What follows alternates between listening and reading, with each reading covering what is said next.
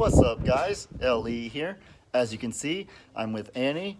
I've gotten a ton of requests to do a spotlight video about her. And yeah, with that said, let's get to it. All right, guys, before I tell the story, I just want you to quickly acknowledge that I am well within the, quote, blast radius of Annie's spitballs. So I'm putting myself at risk of getting regurgitated on just for you. So y'all better give me some props for this one.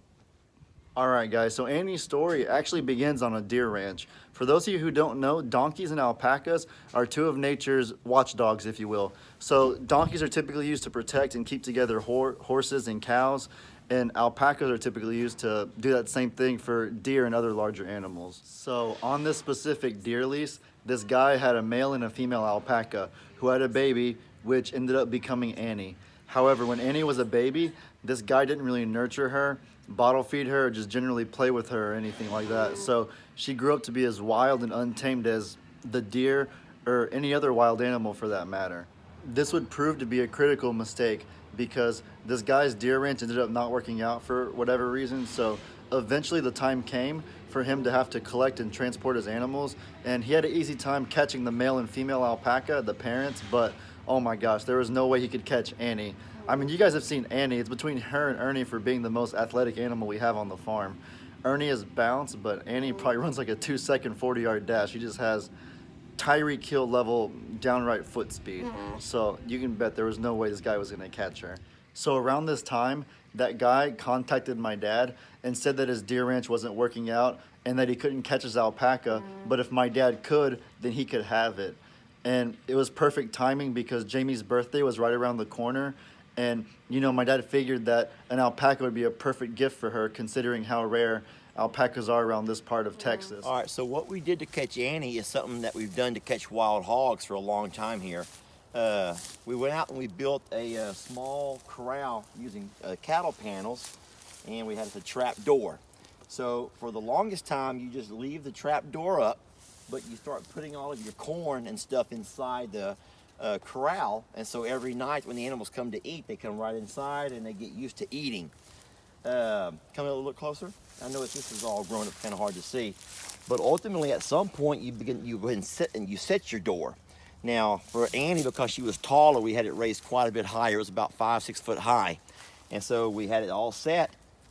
And so sure enough, the night after we got her used to coming in, eating corn, every single night she'd come in and eat the corn. One night we finally set the trap, and once she came in, she tripped the wire, and the door come down and closed on her. Not closed on her, but you know, closed her inside the enclosure. And so the hard part was the next day, whenever we went to get her, even though she was in a small enclosure, she was wild. She was like a deer. And so we had to try to get her into a corner, so we took a piece of the cattle panel, which made us quite a bit wider, and we were able to kind of push her into a corner. And once we got her cornered, kind of like, it was like almost the same as when we tried to catch her that one time, right? It was bad. She was spitting and she was snorting and she was peeing all over the place, and she was doing whatever she could do as her defense mechanism, you know. But we finally got her pushed to a corner. We got a halter around her face, and we were able to pull the truck and the trailer right up next to her. And so we opened the trap door, and we just had to pull, and we literally drug her. We drug her from the enclosure into the back of the trailer and brought her home. Before we let her go, we had the vet come out, and we gave her a good rundown. We took the shears and we cleaned her all up. And a week later, when Jamie came in from out of town, we're like, surprise! So yeah, just like he said, it all worked out really well. He hauled Annie up, brought her home. Jamie gets a great birthday gift. Everybody's happy. There were a lot of question marks about Annie when she was first brought here. Most notably, we weren't sure how she would react to being surrounded by animals a lot smaller than her, animals that she had never seen before, considering that alpacas usually only like being surrounded by their own kind. But we were impressed and very proud to see that she took it upon herself to make the littles a part of her family and protect them the same way she would protect alpacas, deer, or anything else that she was used to. You know, what's really funny though is that as protective as Annie can be, that protection only applies to animals within the same pasture as her. So she interprets the boundary or the fencing very, very strictly, evidenced by the Run Maggie Run video. You know, Maggie is as big a part of our family as any other animal around here. She's been a part of a lot of videos, and she sees Maggie by my dad all the time. But just because she's on the outside of the fence, Annie views her as a threat to her family, the Littles. So some fun facts about Annie and about alpacas in general include that Annie has been in 2 viral videos, both published by the Dodo, most notably Run Maggie Run, of course. It's crazy. I've FaceTimed about 16 or 17 fans of the page, and over half of them have told me that they discovered us because of that Run Maggie Run video. You know, Annie's so popular, she's even been in a Spanish video. Esto es un poco de todo. Creo que esta llama está un poco confundida. No, honestly, I don't know what they're doing, but it's cute and it's funny. In Ringo's Spotlight video, I said that it was between him and Annie for our fan favorite animal on the farm, and I thought Ringo was going to run away with it pretty easily, but I was really surprised to see that when I mentioned that, a lot of people were taking Annie's side. So I'm not really sure who is the true fan favorite or if it's a tie. I'm going to have to do a poll or something to see who truly takes the trophy home. So an interesting thing about alpacas is that whenever they're nervous or in distress, they make a sort of humming sound. Here, I'll try to get you to listen for it right now.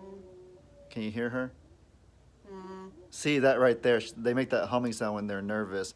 And it's because Annie doesn't like being enclosed in this stall right here, so she doesn't really know what's going on, and she's already kind of skittish to begin with, of course. So alpaca fur is a pretty hot commodity, and a lot of clothes and other items are made from it because alpaca fur is one of the only naturally occurring materials in the world that is both fire retardant and hypoallergenic.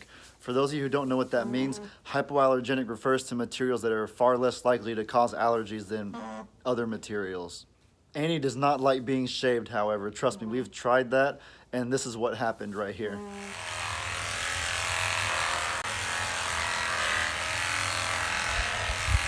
can't believe that's not even her skin. She's like, should I shave? Somebody is not And very I went in happy. there and I was like, please no. Oh, you're in big trouble. Well, she looks like she's really angry. As I mentioned earlier, alpacas do have a defense mechanism, and it may be the most disgusting defense mechanism in all the wild. If you don't know what I'm referring to, I'm referring to the spit mechanic. So what they do is they regurgitate old food they've eaten, and whenever they're nervous, like she is right now, they have it in their mouth, ready to projectile onto anybody or anything. So she's literally throwing up on us whenever she spits. And yeah, it smells horrible. It's just the most unpleasant thing you could possibly think of. All right, and one more thing I have to say about Annie. Oh boy, I've gotten this question like a million times on different platforms. It's the one thing that everybody wants to know. But to answer the question you've all been waiting for, will Ernie and Annie ever have a baby? The answer is yes, they will. Now, Ernie isn't old enough to breed yet, but that time will come soon enough. However, one thing to note is that alpacas are usually pregnant for about 1.5 years or 18 months. So it'll be a very long time before we have any little baby alpacas running around here. But needless to say, we'll still be here and ready when that time comes, and we're gonna nurture it, bottle feed it the same way we do for all the little goats and every other animal, so that they can be tame and be attracted to humans rather than repulsed by them. All right, ladies and gentlemen, that's about all there is to know about Annie, but I really hope you guys enjoyed the video. Let me know in the comments what kind of stuff you guys want to see. There can never be such thing as too many ideas, so be sure to keep dropping those requests like you guys have been doing. And with that said, hope you have a great day, and your boy Ellie out.